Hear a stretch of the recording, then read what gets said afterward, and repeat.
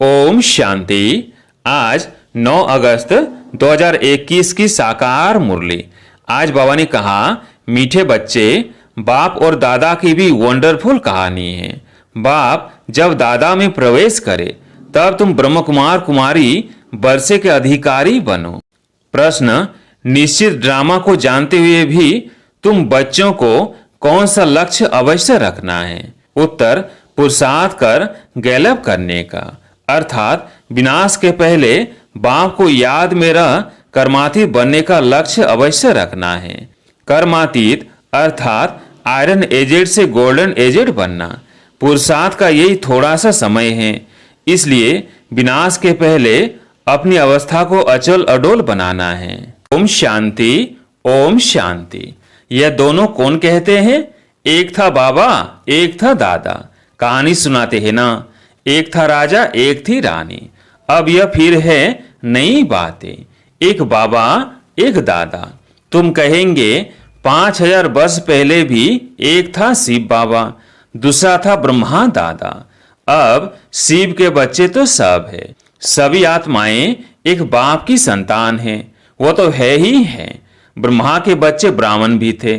प्रजापिता ब्रह्मा की संतान ब्रह्म कुमार कुमारियां थे। उन्हों को कौन पढ़ाते थे? शिव बाबा। प्रजापिता ब्रह्मा के यह ब्रह्म कुमार कुमारियां ढेर बच्चे हैं ना। ब्रह्म कुमार कुमारियां मानते हैं बरोबर हम शिव बाबा के बच्चे भी हैं, पोतरे भी हैं। बच्चे तो है ही, अब पोतरे भी बने हैं। ब्रह्मा द्वारा दादे से वर्षा लेने, अभी तुमको दादे से वर्षा मिलता है, जिसको शिव बाबा कहते हैं। परंतु ब्रह्म कुमार कुमारियां होने के कारण उनको हम दादा कहते हैं। वर्षा दादे का है, ब्रह्मा दादा का नहीं। वैकुंठवासी बनने का वर्षा उस बाप से मिलता है। आधा कल्प वर्षा पाते हो, फिर तुमको श्राप मिलता है रावण से, नीचे उतरते ही आते हो। जैसे कि गराचारी बैठती है नीचे उतरने की। अभी तुम बच्चे समझते हो हमारी गराचारी राहु की दशा पूरी हुई। राहु की दशा है सबसे बुरी। ऊंच से ऊंच बृहस्पति की दशा, फिर राहु की दशा बैठी, तो 5 विकारों के कारण हम काले हो गए। अब फिर बाप कहते हैं दे दान तो छूटे ग्रहण। है तुम्हारी बात। उन्होंने फिर सूर्य चंद्रमा का ग्रहण समझ लिया है।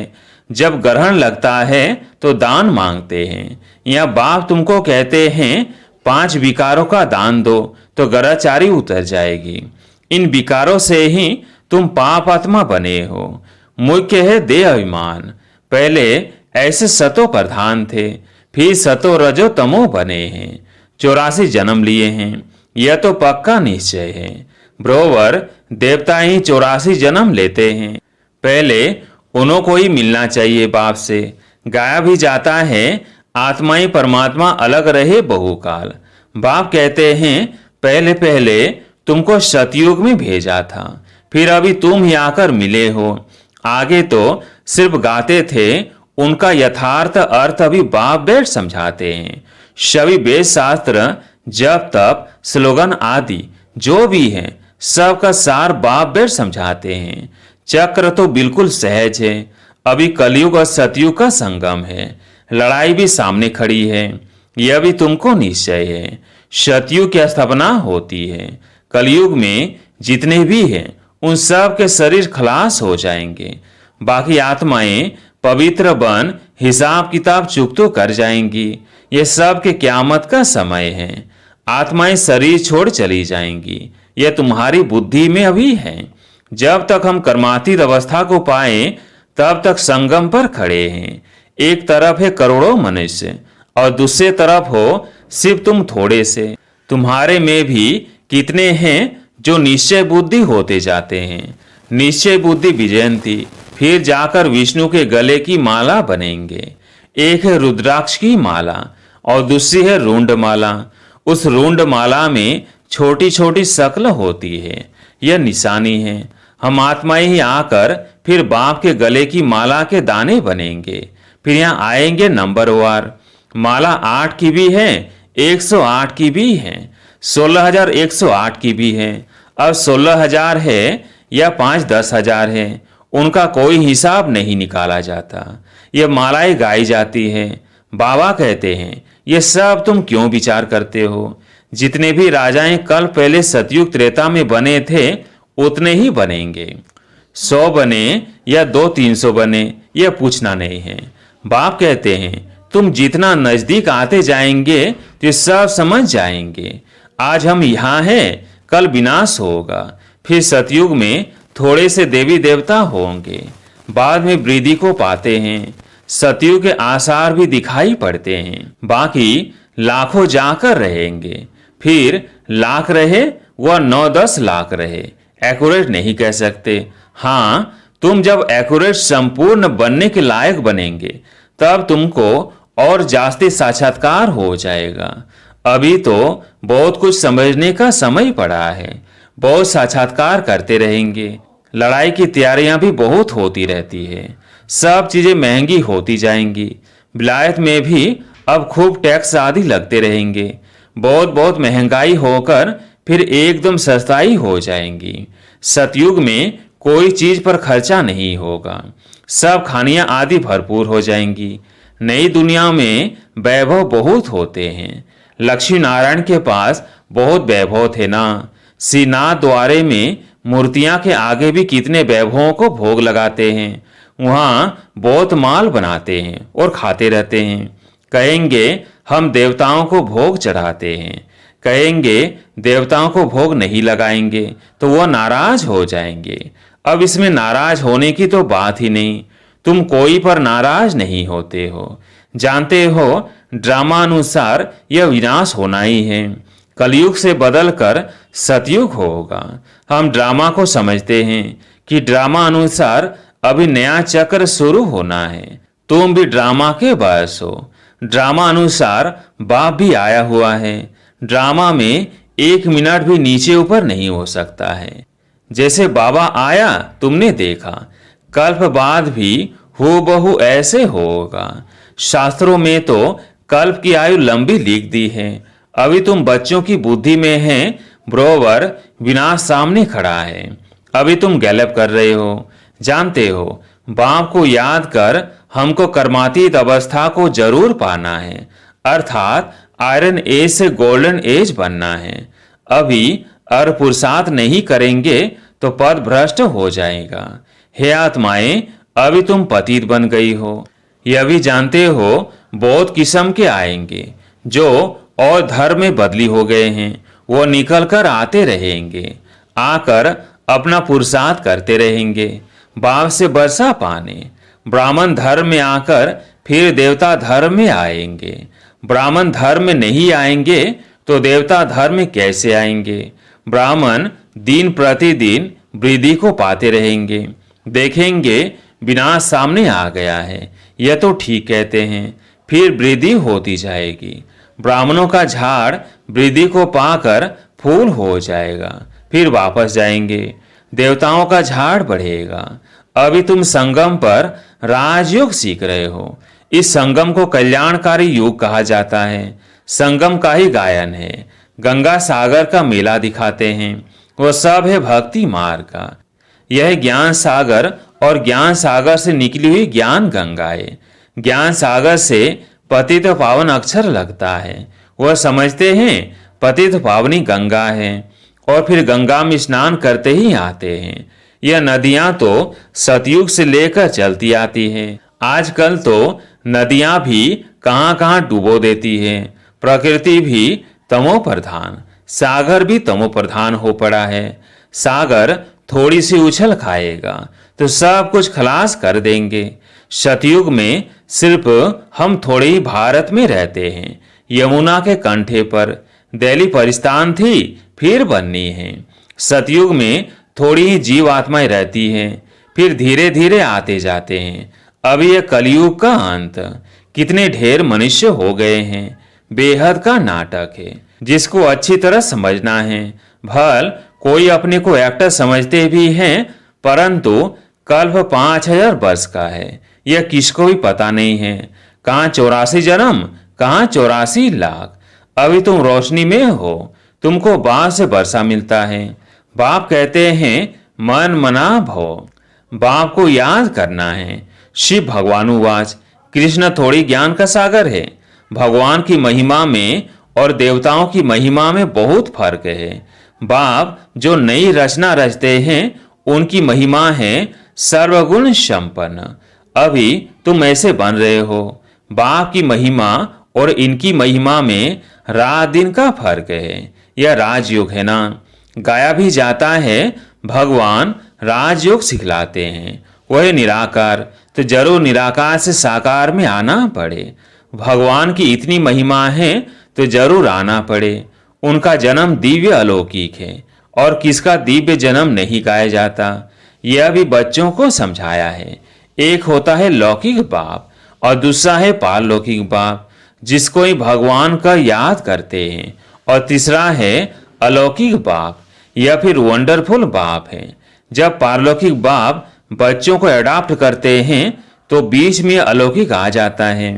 प्रजापिता ब्रह्मा के कितने ढेर बच्चे हैं।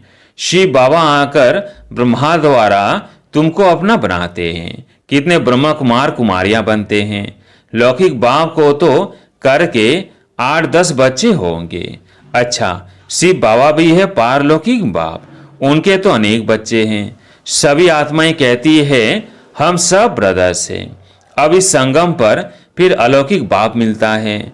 यह ज्ञान तुमको वहां नहीं रहेगा।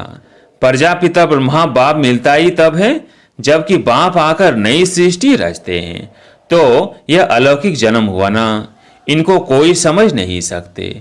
वह लौकिक, वह पारलौकिक, और यह संगम युगी अलौकिक बाप। लौकिक बाप तो सतयुग से लेकर होते आए हैं।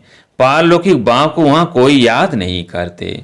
वहां होती हैं एक बाप, हे भगवान, हे परमात्मा कहकर याद नहीं करते हैं। फिर द्वापर में जब भक्ति मार्ग शुरू होता है तो बाप 2 होते हैं।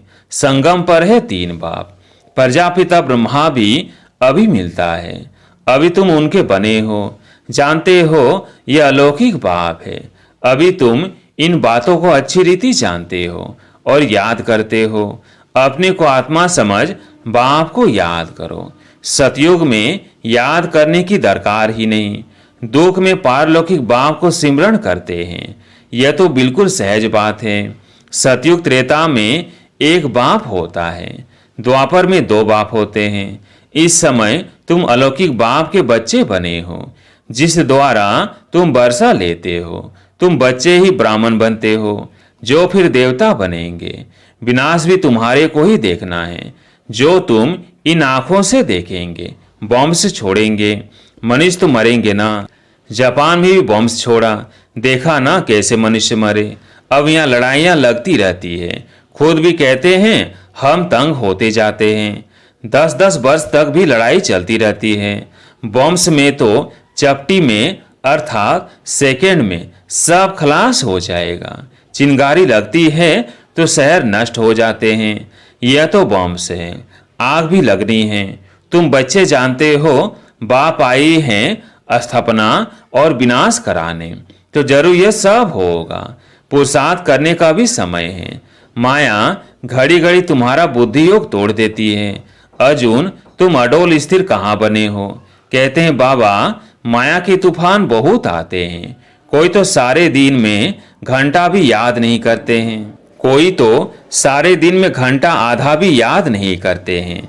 बाप कहते हैं तुम कर्म योगी हो, 8 घंटा तो ये सेवा करेंगे, 8 घंटा याद कर सको।